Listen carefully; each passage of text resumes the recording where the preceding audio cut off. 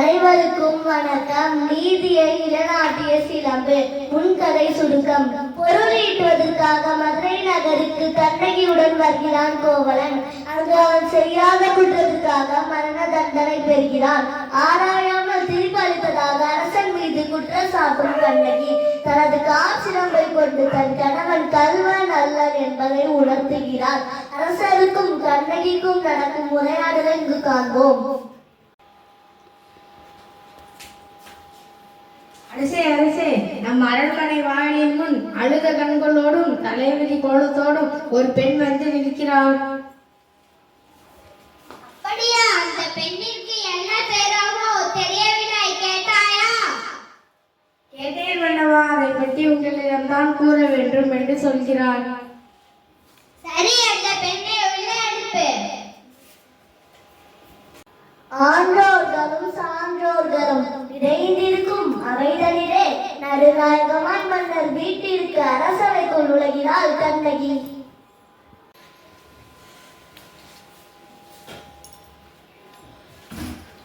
எங்கோடி போன்ற பெண்ணே, நீ யார்? அழுத கண்களுடன் நம்மை காண வந்ததன் காரணம் என்ன? உனக்கு என்ன வேண்டும்?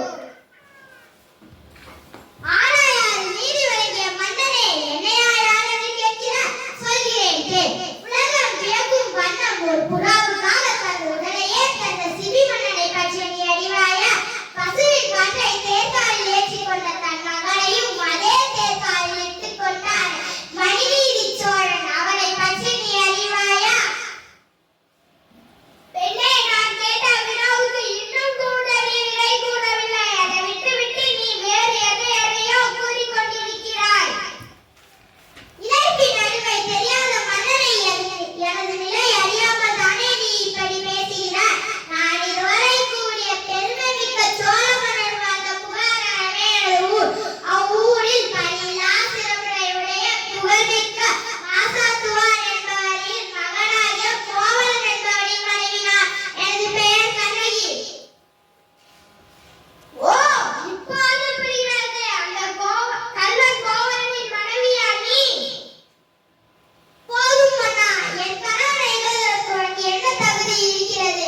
ஊழிலை பயனால் உனது ஊருக்கு வந்து எனது காய்ச்சலை விற்க வந்த என் கணவன் அநியாயமாக கொண்டு விட்டாயே, நீ செய்தது தகுமா? பெண்ணே, பெண்ணே, போதும் நிறுத்து. கல்வனை கொள்வது கொடுங்கோலன்று அஃதே ஏற்புடையது, அஃதே அறநெறியுமாகும். இதை அனைவரும் அறிவார்களே. உனக்கு தெரியாதா என்ன? அறநெறி தவறிய மன்னனே, தவறிய தவறை தண்டித்தல் அறம் என்பதை நானும் அறிவேன். ஆனால் நீ கூறுவது போல என் கணவன் கல்வன் அல்ல. அவனிடம் இருந்த சிலம்பு அரசுக்குரிய சிலம்பன்று. அச்சிலம்பு என்னுடையது. அதன் இணை சிலம்பு இதோ என்னிடம் உள்ளது. கால் சிலம்பில் பலர்கள் மாணிக்க கற்களானார்கள். பெண்ணே, நீ சொல்வது உண்மையன்று. அரசிக்குரிய சிலம்பு பலர் முத்துக்களானது. ஆண்டோர் நிறைந்த அமைதலிலே அனைவருக்கும் உண்மையை உணர்த்துகிறேன். யாராச்சு கோவலத்திலிருந்து கைப்பற்றிய அச்சிலம்பை இங்கு கொண்டு வா.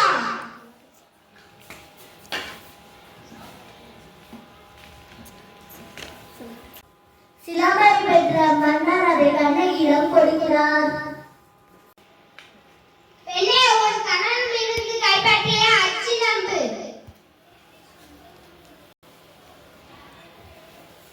நீதி தவறாதவன் என்று போற்றப்படும் மன்னனே, ஒரு தவறும் செய்யாத என் கணவன் கொன்றது உனது அறநெறிக்கு இழுக்கு. இதோ மெய்ப்பிக்கிறேன், இங்கே பார்.